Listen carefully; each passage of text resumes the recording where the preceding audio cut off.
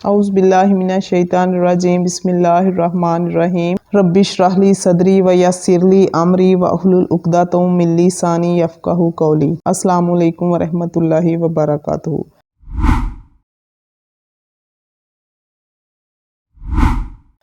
ہم پڑھ رہے ہیں رسول صلی اللہ علیہ وسلم کی سیرت کے بارے میں، جس میں آج ہم پڑھیں گے واقعہ معراج کے متعلق، یعنی جو سفر رسول صلی اللہ علیہ وسلم نے معراج شریف کا کیا تھا، احادیث کی روشنی میں ہم اس کے بارے میں پڑھتے ہیں۔ اب میں چاہتی ہوں کہ پورا واقعہ معراج آپ کو اس حدیث کے حوالے سے سناؤں جس پہ تمام لوگ اتفاق رکھتے ہیں۔ میں خود بیان کروں گی یا تو کچھ نہ کچھ کمی بیشی کا احتمال ہے۔ یہ ہماری خوش قسمتی ہے کہ واقعہ معراج اپنی پوری تفصیل کے ساتھ احادیث کی شکل میں ہمارے پاس محفوظ ہے، اور حدیث بھی دوسرے یا تیسرے طبقے کی کتابوں میں نہیں ہیں بلکہ تمام اس سے متفق ہیں، جس کا پایہ جیسا کہ میں عرض کر چکی ہوں کہ روایات اور سند کے اعتبار سے تقریباً قرآن مجید کے برابر ہے۔ اس حدیث کے راوی حضرت مالک بن سعصہ رضی اللہ تعالی عنہ ہیں۔ ان کے بارے میں ایک بڑی اہم بات نوٹ کر لیجئے کہ یہ انصاری صحابی ہیں، اور ان صحابہ میں سے ہیں جنہیں حدیث بیان کرنے کا زیادہ شوق نہ رہا ہو۔ غالباً یہ واحد حدیث ہے جو ان سے مروی ہے۔ ان کو اس حدیث سے نہایت شغف تھا، انہوں نے اس کو نہایت محبت کے ساتھ محفوظ کیا تھا اور اس کے ایک ایک لفظ کی حفاظت کی تھی۔ چنانچہ بعض دوسرے صحابہ اکرام جنہوں نے خود نبی صلی اللہ علیہ وسلم سے یہ واقعہ سنا ہوا تھا، جیسے حضرت انس بن مالک، وہ بھی ان کی خدمت میں خاص طور پر حاضر ہو کر اس روایت کو سنتے تھے، اس لیے کہ اس روایت میں ان کا درجہ بہت بلند ہے۔ اس حدیث کو امام بخاری اور صحیح بخاری نے بھی روایت کیا ہے۔ مسلم شریف سے بھی یہ روایت حضرت انس بن مالک سے براہ راست مروی موجود ہے۔ ہم اس روایت کا لفظ بہ لفظ مطالعہ کرتے ہیں، اس سے انشاءاللہ اس زمن میں بہت سی جو ہماری مشکلات ہیں دور ہو جائیں گی، اور شک و شبہات بھی ہمارے دور ہو جائیں گے۔ حدیث میں ہے کہ حضرت مالک بن سعصہ روایت کرتے ہیں کہ نبی صلی اللہ علیہ وسلم نے خود وہ حالات و واقعات سنائے جو اس رات کو پیش آئے جس رات کو آپ صلی اللہ علیہ وسلم کو لے جایا گیا، یعنی واقعہ معراج بیان فرمایا۔ اب دیکھیے یہ معروف حدیث ہوگی۔ آگے روایت کرتے ہیں کہ نبی صلی اللہ علیہ وسلم نے ارشاد فرمایا، بینما آنا فی حتیمی وربا ما کالا فی الحجر مستعیجن اذا تانی آتین۔ اس اسنا میں کہ میں حتیم یعنی ہجر کا لفظ ارشاد فرمایا۔ ہجر بھی حتیم کے ایک حصے کو کہتے ہیں۔ میں لیٹا ہوا تھا کہ اچانک میرے پاس ایک آنے والا آیا۔ یہ آنے والا کون ہے؟ یہ حضرت جبرائیل علیہ السلام ہیں۔ یہ آگے واضح ہو جائے گا۔ فشکا ما بین ہذہ الی ہذہ من السغراۃ نہرہ الی شیراتہ فاستخرج قلبی کا۔ رسول صلی اللہ علیہ وسلم نے ارشاد فرمایا کہ اس نے یہاں سے وہاں تک میرا سینہ چاک کیا، یعنی حلق کے گڑھے سے لے کر ناف تک یہ میرا دل نکالا۔ ثم اتیت بطست من ذهب مملوءات ایمانا فغسل قلبی۔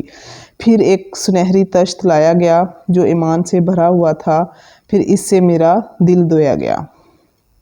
ثم غسل البطن بماء زمزم ثم مولی ایمانا و حکمات۔ اور ایک روایت میں آتا ہے کہ اس طرح پیٹ کو بھی زمزم سے دھویا گیا اور اس میں ایمان اور حکمت بھر دیے گئے۔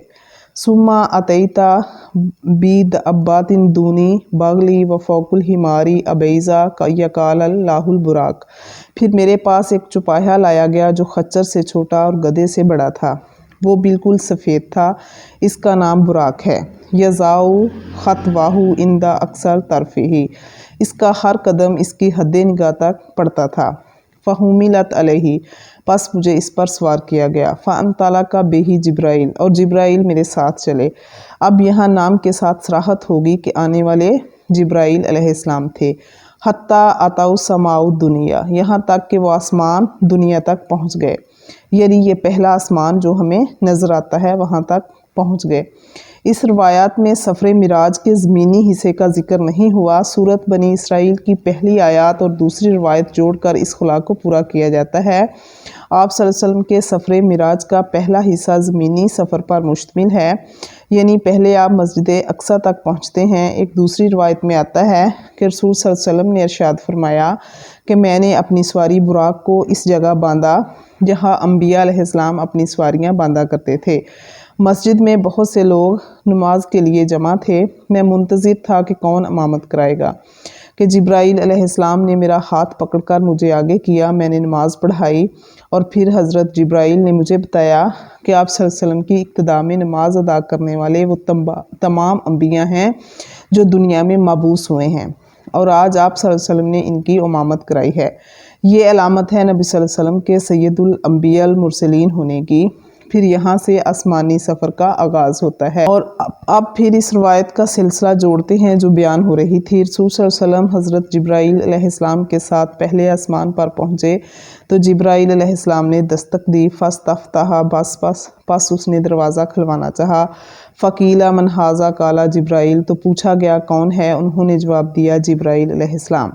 قیل ومن معک، پوچھا گیا آپ کے ساتھ کون ہے؟ یہاں یہ بات ذہن میں رکھیے کہ اس امکان کو مسترد نہیں کیا جا سکتا کہ اسمان اول کے دروازے پر تعینات فرشتوں کو معلوم ہو پھر بھی وہ پوچھ رہے ہوں۔ قانون تو قانون ہے، لہٰذا دروازے پر دستک دینی ہوتی ہے اور شناخت کرانی ہوگی، کیونکہ جج اپنے علم کی بنیاد پر کبھی فیصلہ نہیں دے گا۔ فیصلہ تو مقدمے کی سماعت اور شہادتوں کی بنیاد پر ہی ہوگا۔ کسی جج کو کسی واقعہ کا ذاتی علم ہو تو بھی اسے مقدمہ کی کسی عدالت کو منتقل کرنا ہوگا اور وہاں گواہ کی حیثیت سے حاضر ہونا ہوگا۔ پس قانون قانون ہے۔ پوچھا گیا ساتھ کون ہے؟ قال محمد، حضرت جبرائیل نے جواب دیا محمد صلی اللہ علیہ وسلم۔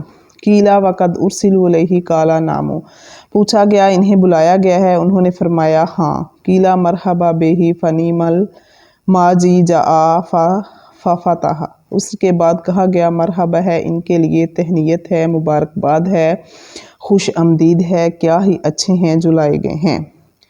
پھر دنیا کا دروازہ کھولا گیا۔